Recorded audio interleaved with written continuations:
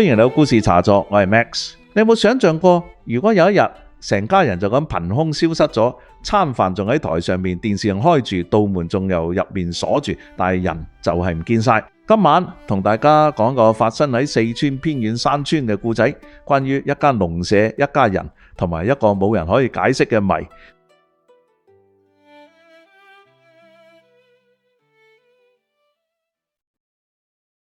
2024年10月尾，四川山區一條偏遠小村，朝早6點半，60歲嘅阿芳同平時一樣喺門口企一陣，望下隔離屋。佢有一個習慣啊，每日朝早都會望下老周屋企嘅煙筒啊。周太通常5點半就起身煮早飯啊，煙風會有煙出，但係今日煙風係凍嘅。阿芳行過去敲門，周太你喺度嘛？冇人應。佢敲咗幾次，越敲越大力。奇怪嘅係呢，老周通常6點就會出門口去田度啊，大仔同細女7點就要行路返學，但係今日成間屋好似瞓死咗咁。阿芳行到客廳嘅窗前面，用手抹咗下玻璃上面嘅霧氣，向入邊望。咁佢睇到嘅嘢咧，令佢成個人都定咗喺度。飯台上面仲擺住餸菜，4對筷子，4隻碗，電視機仲開住，熒幕上面播緊深夜嘅重播節目，畫面閃下閃下。但係成間屋冇一個人。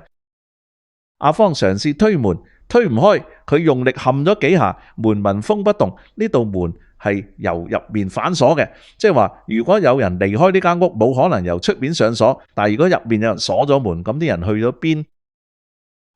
唔使半個鐘，成條村嘅人都知道咗，老周成家人唔見咗。有村民由後院爬入去，由入邊打開咗門。當道門打開嘅時候，所有人都靜晒，入面嘅一切同平時一模一樣，除咗嗰4個人。飯台上面嘅情景令到場嘅警察都呆咗。4碗白飯3碟餸，全部都冇食過，筷子放得好整齊喺碗旁邊，好似所有人啱啱坐低準備食飯啦。然後就唔見咗，飯餸已經凍咗，顯然係尋晚嘅晚餐。朝早8點，鄉村派出所嘅警察到咗。所長老王做咗30年警察，咩案都見過，打交偷竊、家庭糾紛，但係成家人一夜之間消失，仲要道門由入面反鎖。佢做咗咁耐，聽都未聽過。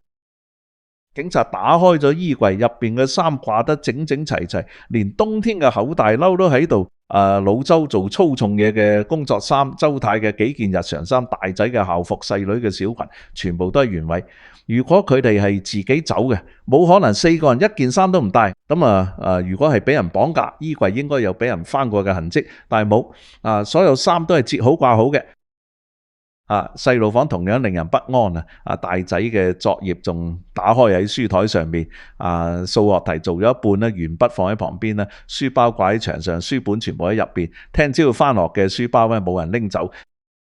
所長老王企喺飯台前面，好耐冇出聲。佢做咗咁多年警察，知道點樣判斷一個現場。呢度冇打鬥痕跡，冇血跡，冇強行入屋嘅跡象，所有嘢都同平時一樣啦。除咗人，佢低聲同旁邊嘅年輕警察講咗一句：呢單嘢唔對路。尋晚阿芳好大聲咁答警察：尋晚同平時一樣嘅，我大約10點鐘瞓覺嘅時候，仲見到佢哋屋企有燈光嘅，聽到電視聲嘅，乜嘢都正常嘅。佢停咗下，老周呢個人成世人都冇離開過呢條村，佢點會走？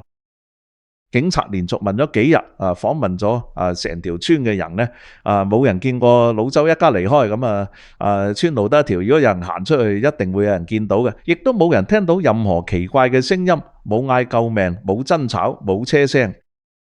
各位老友記啦，講到呢度，我想問下大家，如果你係阿芳，你每日打開門咧就望住隔籬呢間吉咗嘅農舍，你會驚嘛？你會唔會想搬走？定係你會覺得有啲嘢應該要查出真相？搜索持續咗成個月，警犬喺農舍周圍聞嚟聞去，冇發現任何線索，冇血，冇掙扎痕跡，冇可疑人物。呢家人就好似人間蒸發咗一樣。1個月過去，2個月過去，3個月過去呢，老周一家嘅失蹤案呢，慢慢由緊急調查變成懸案嘅。警察嚟嘅次數越嚟越少，村民亦都慢慢習慣咗農舍就咁樣吉咗喺度，好似一個冇人敢掂嘅墳墓。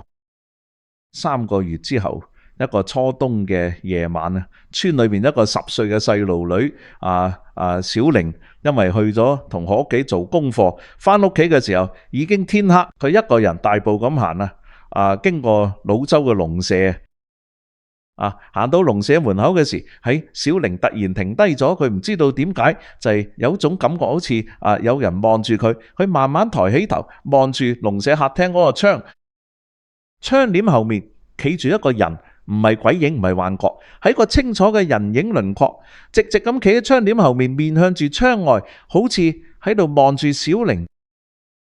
小玲呢轉頭拼命咁跑，佢跑翻到屋企，成個人震到講唔到嘢。佢阿媽問咗好耐，佢先至講到一句：周叔叔間屋入邊有人啊！小玲嘅說話呢，好快就傳開咗。嗰晚呢，幾個大膽嘅村民拎住手電筒去到農舍外面，佢哋用電筒照住個窗，但係窗簾後面乜嘢都冇，細路女眼花啫。有人咁講，但係阿芳望住間農舍，佢嘅眼神話俾大家知，佢唔信。第二晚，有村民專登夜媽媽行過農舍，佢又見到咗窗簾後面嗰個人影。今次人影企得更近窗口，佢冇喐，即係企喺度，好似喺度等緊啲乜嘢。各位老友記啦，講到呢度，我又想問下大家咧，你覺得咧窗簾後面嗰個人影究竟係乜嘢？係咪老周佢哋其中一個人翻咗嚟，定係第二啲嘢？你夠唔夠膽夜晚一個人行過呢間農舍？消息傳到派出所即係所長老黃帶住2個警察再一次嚟到農舍。今次佢哋唔係嚟調查失蹤，而係嚟調查點解間吉屋入面會有人即係老黃入到間屋，咁即係3個月冇人打理，地下鋪咗一層薄薄嘅灰塵。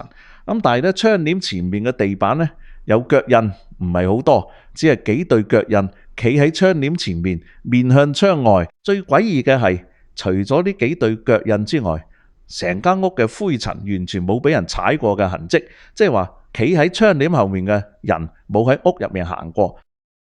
老黃行入睡房檢查咗道門，門削完好無缺，嗰條由入面反鎖嘅橫木仲插喺門框嘅凹槽入邊。3個月前佢哋係打破後院嘅窗先至入到嚟嘅，呢道門從來冇由外邊打開過。咁老黃翻到派出所重新打開呢單案嘅檔案，佢做咗30年警察，從來冇試過咁困擾。佢開始將所有嘅線索擺埋一齊，然後佢發現咗一啲令佢背脊發涼嘅嘢。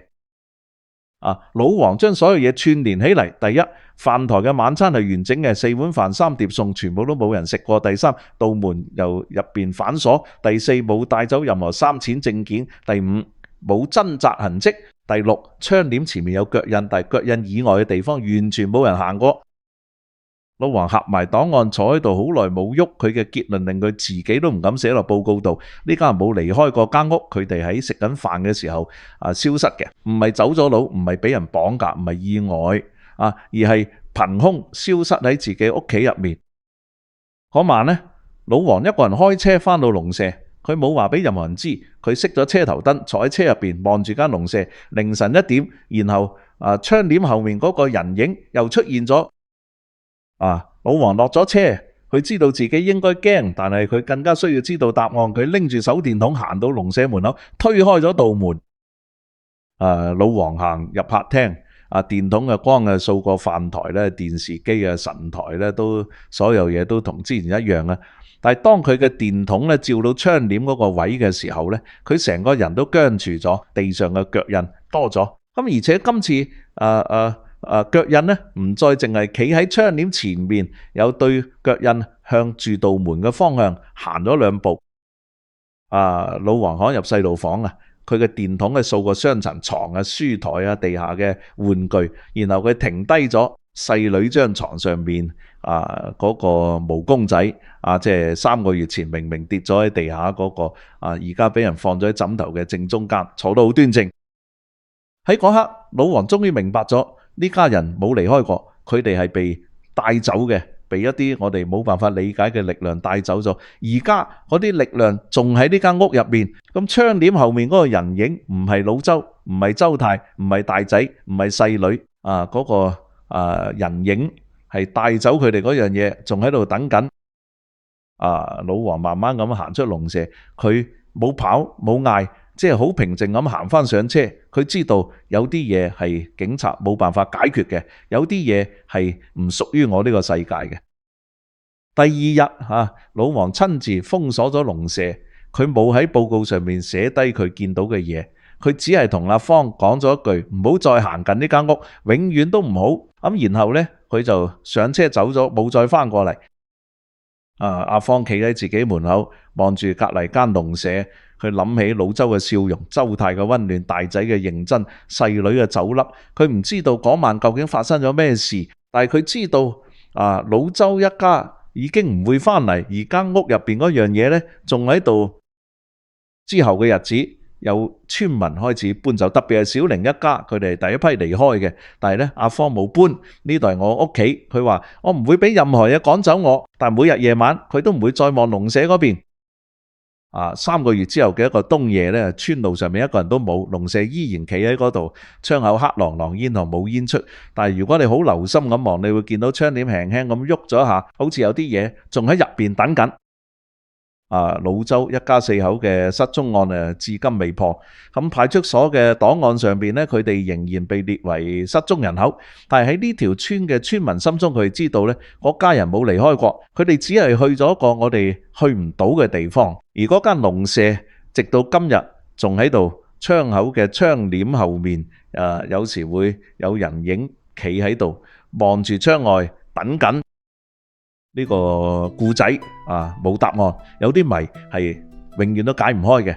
我哋可以選擇相信老周一家係走咗佬，或者係俾人綁架。咁但係如果佢哋真係俾一啲我哋冇辦法理解嘅力量帶走咗呢，窗簾後面嗰個人影到今日仲喺度等緊乜嘢？各位老友記，你信唔信呢個世界上有一啲我哋冇辦法解釋嘅事？你有冇聽過或者親身經歷過類似嘅奇怪事件？請喺留言區話俾我哋知。我係 Matt Sir，多謝你收聽今晚嘅故事，祝你哋身體健康，我哋下個故仔再見。